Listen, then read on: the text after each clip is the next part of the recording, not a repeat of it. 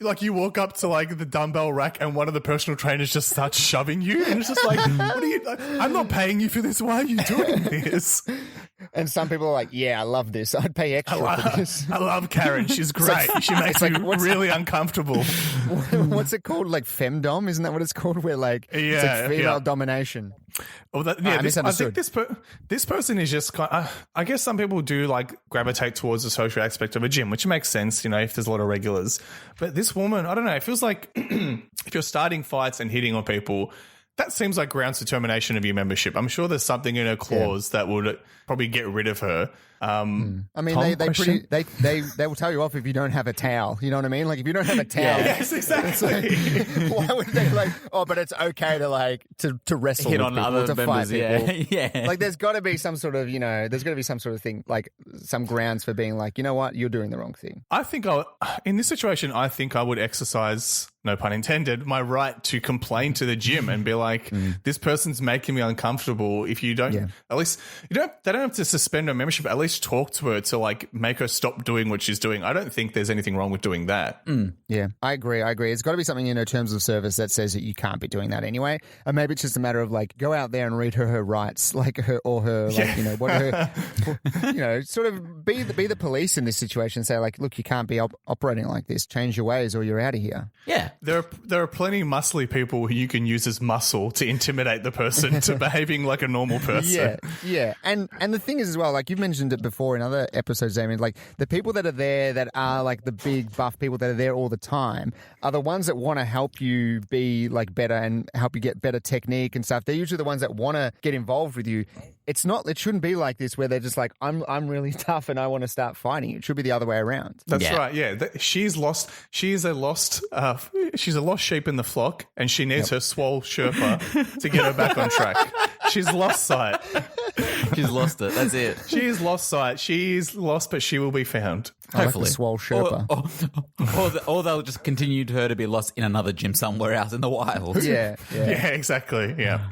My advice is I'd say something. I wouldn't quit. I would not back down. Just like the karate movie Never Back Down. Never back down. Never ever back down. That was the lesson of the movie, to never back down. I'm glad you got that subtle message, Tom. I got there in the end. It was like the final scene where they said never back down as well. So for me, it sunk in when Jean-Claude Van Damme said, and that's why, then he turned to the camera, you never back down, and then credits, and then the movie finished. Filmed by McG. Yes, exactly.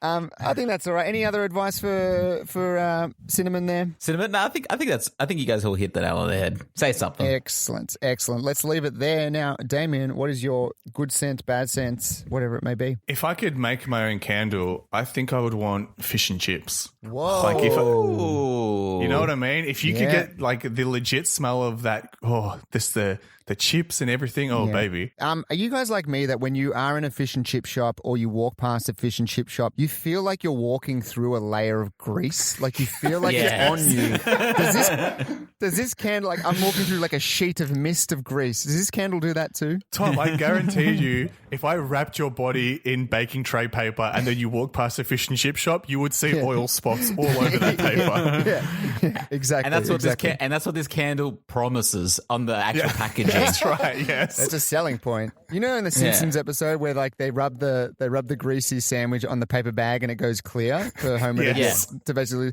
Fish and chip shops don't put windows in; they just have plaster, and it eventually just clears over a couple of weeks. Well, yeah, that baking paper that was wrapped around you would turn into Glad wrap as well. It would just be completely clear. But yeah, I just think that would be a really nice smell if you could get that in your house.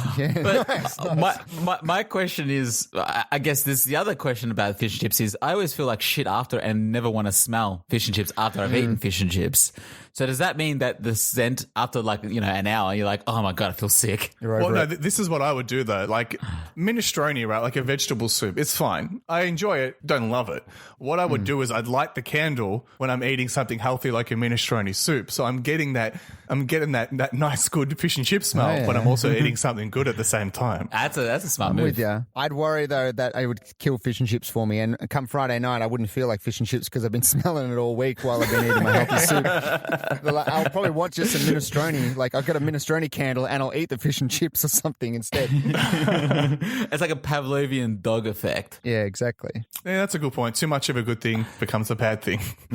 Anyway, I'm sticking with it. Fish and chips candle writes in, am I right for arguing with my wife over what she says in her sleep? My wife has always talked in her sleep since I've known her. We slept in different rooms for a while because of it, but sleep together now and I can sleep through most of it. However, some of her recent sleep comments have been making me uncomfortable. Examples: I don't want to have sex, you're gross. And then he has in brackets, while touching me. The next one: Josh, you're so cute. My name is not Josh. Are you watching the baby? We don't have kids and don't want them. This cake tastes like puke. I have been baking for her recently. When I try to ask her about it in the morning, she says she doesn't remember, and that's probably true. But everybody knows dreams are based on real feelings, and these comments come out when her guard is down. She says her real thoughts are the ones she tells me when she's awake, but I'm starting to feel paranoid, and I'm insisting we have a real talk about this. But she says it's impossible because she has no idea why she says these things. Am I being unreasonable to keep pushing this convo about her dream comments? Fish and chip candle. This is a real challenging one. Not that my partner sleep talks, but I used to sleep in the same bedroom as my brother when I was growing up, and he would sleep talk quite a bit. Maybe not quite a bit, but he would sleep talk from time to time. And some of the shit that he would say would be like, "What's he talking about?" Like it's completely left center. Like it's like sometimes dreams can be like, "I'm like a sailor going down a ship" or something like that. Like it's and it's like, aye, Captain. Ahoy mateys, aye Captain, or ahoy mateys, or something like. What the fuck is he talking about? So like on the one hand, yes, sometimes dreams can be what you're reflective of what you see during the day or what you think during the day subconsciously. But on the other hand, it could be just complete batshit. Well, that's the thing. I'm guessing your brother was never saying things like "prepare to die, Marcus," or like you won't live through the night, right? He was never saying anything to make you uncomfortable. Yeah, exactly. He was just sailing the seven seas as a pirate. Yeah, something like that.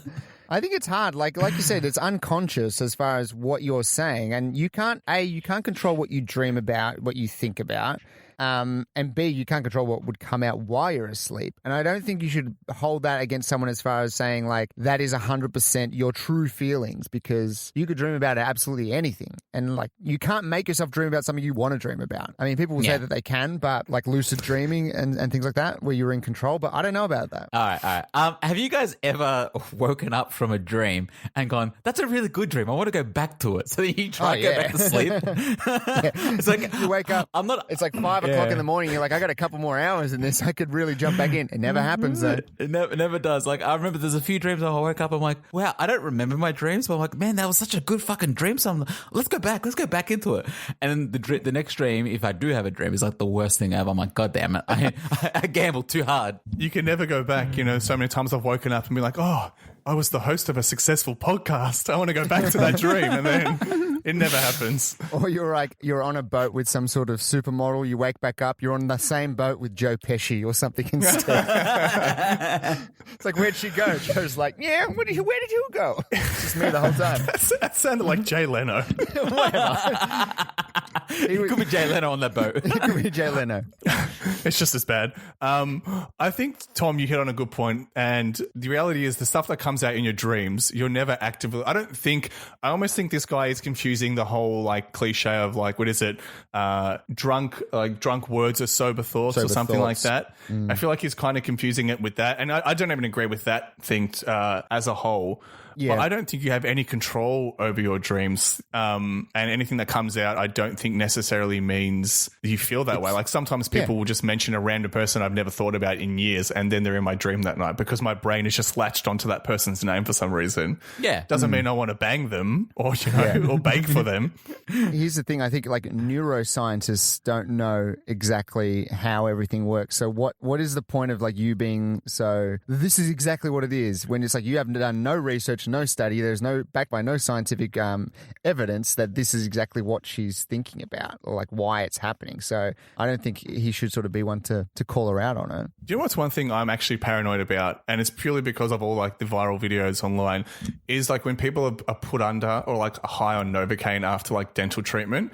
and then like their family member or significant other film them, and they're just saying like the craziest stuff. Like my fear is, even though I might not mean it, just because I'm so hopped up on drugs, I might say something controversial like, I think cannoli is an overrated dessert, and then it's like, I'm like shamed online because I said something crazy, Damien, if you ever said that this podcast will be over. Okay, I just did. I'm doubling down, Marcus. Fresh cannolis are the best. You are blasphemous.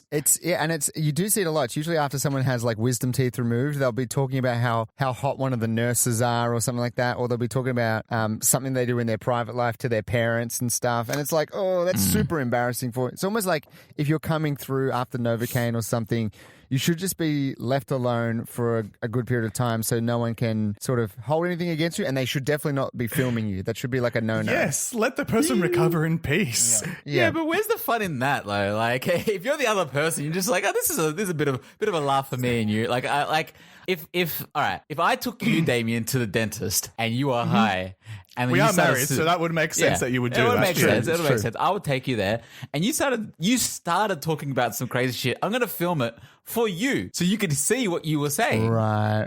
Yes. Now, yes, that video might be shown to Tom as well, because so Tom gets a little bit, but you get to see it as well, and you can say, yeah, it's complete bullshit. Like, I don't think you should look at what someone says in their Novocaine state or whatever it is as gospel or as their actual thoughts. I agree with that, but it's just that fear of like, if you just shared it with friends, that's fine. It's when it gets shared online, that stuff is a bit like, I think I told the story on the podcast when I got knocked out for my scopes, I woke up and asked where my clothes were and I was wearing them. Like that's how out of it I was. So the fact that I couldn't even remember that I would put my clothes on just shows you how like I was not of sound mind, as they say. Yeah. That'd be one of those things like if you're like an anesthetic, an anesthesiologist.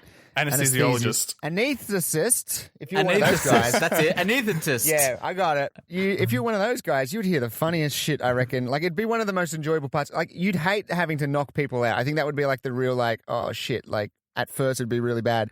But you'd be laughing so much at some of the stuff that you would hear as they come to and things like that. Exactly. Well, speaking of crazy stuff that you say in your dreams, I thought it could be fun to have a little fun with this question because I am actually a serial sleep talker. I do it quite a bit. Yes. Oh, and wow. Recently I've got my girlfriend to write down the stuff that I've been saying because I'm like, maybe this will come in handy for the podcast at some point. And I finally found a way to gamify my crazy sleep thoughts. Yes. So this is a segment called Tweet Dreams. But here is the catch to this game, right? So I have a bunch of things I've said in my sleep, but I also have tweets from Donald Trump. And I want you guys to tell me which one was said by Damien and which one was said by the Donald. So, all right. This is a segment called Tweet Dreams. And seeing as we missed last week's show, I figured I might as well make a song for it as well. Perfect. So here we go. Tweet Dreams melodies.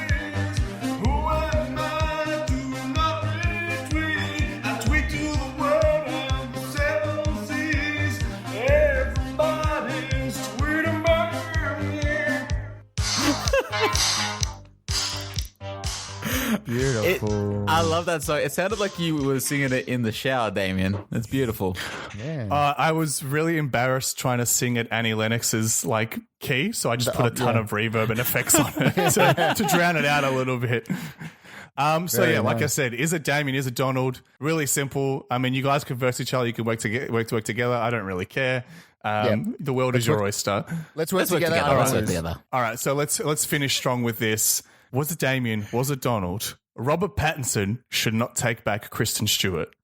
Who said it? I reckon that was the Donald. I reckon it was Damien. I don't want to work together on this one. Surely. All right. Let's go with Donald. Let's go with Donald, Marcus. I want you to set the mood. Let's go with Donald. Marcus, you set the mood lighting very well. That was the Donald. Wow. What does he care about Twilight people for? I don't know. For some reason, there was like he had like an 8 tweet thread giving relationship advice to Robert Pattinson about what he should do. Thanks, and Don. at some point, he was like, come to the Miss Universe pageant. There are lots of lovely ladies you could meet, Robert. Oh, you tried to sell him off. Okay. You got to remember, Tom, this is not the Donald necessarily as President Donald. It's also prior presidential I gotcha. All right, Brain. next one.